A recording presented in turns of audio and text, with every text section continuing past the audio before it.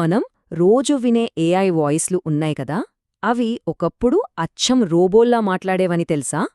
ఆ robotic sounds నుంచి ఇప్పుడు మనం వింటున్నంత సహజంగా మనుషుల్లా మాట్లాడే స్థాయికి ఎలా వచ్చాయో ఆ ప్రయాణం గురించే ఇప్పుడు మనం చూడబోతున్నాం.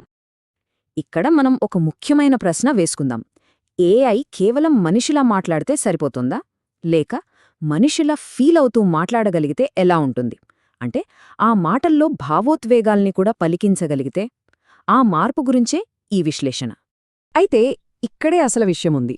పాత టెక్స్ట్ టు స్పీచ్కి ఈ కొత్త ఎమోషనల్ ఏఐకి మధ్య ఉన్న తేడా ఏంటో తెలుసా? పాత టెక్నాలజీ చాలా పరిమితంగా ఒకే టోన్లో, చెప్పాలంటే మొనోటనీగా ఉండేది.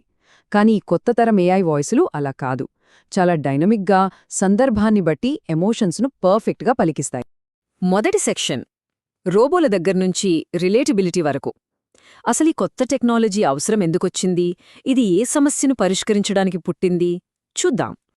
ఒక రోబోటిక్ వాయిస్కి మనతో కనెక్ట్ అయ్యే వాయిస్కి ఉన్న తేడా చాలా పెద్దది.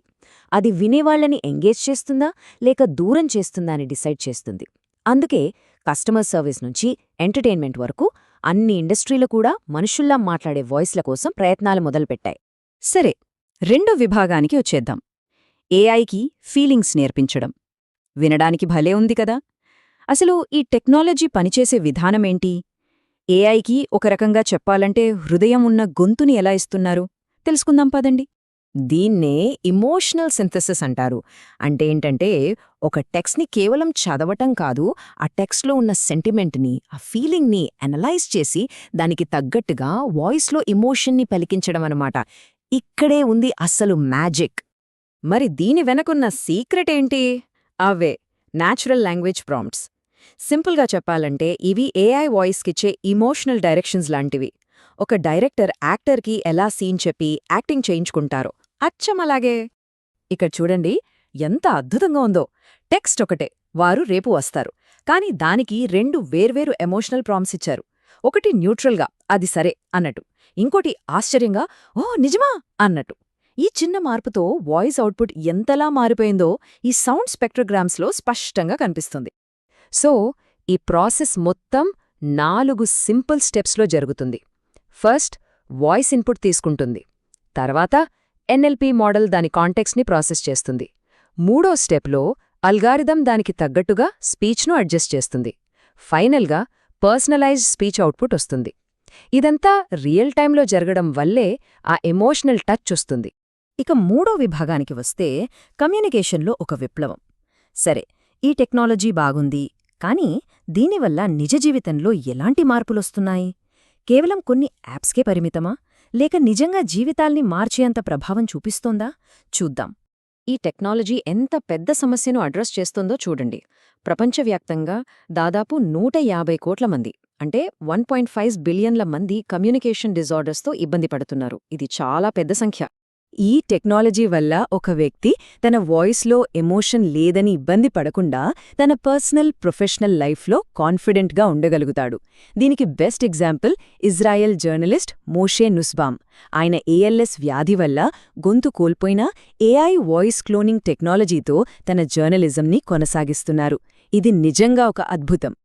అసిస్టివ్ టెక్నాలజీలో ఎన్నో ఏళ్లుగా ఉన్న సమస్యలకు ఈ ఏఐ టెక్నాలజీ ఎలా సొల్యూషన్స్ ఇస్తుందో చూడండి.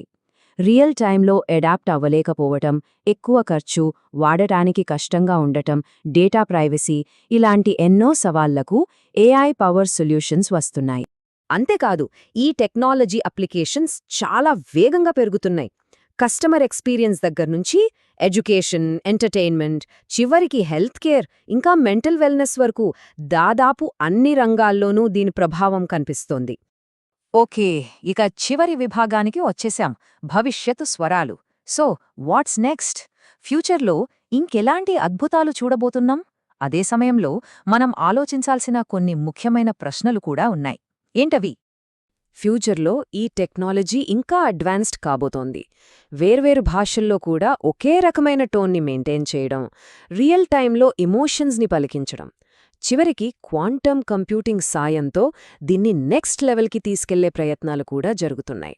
అంటే ఇవి మన జీవితాల్లో ఇంకాస్త ఎక్కువగా కలిసిపోతాయన్నమాట.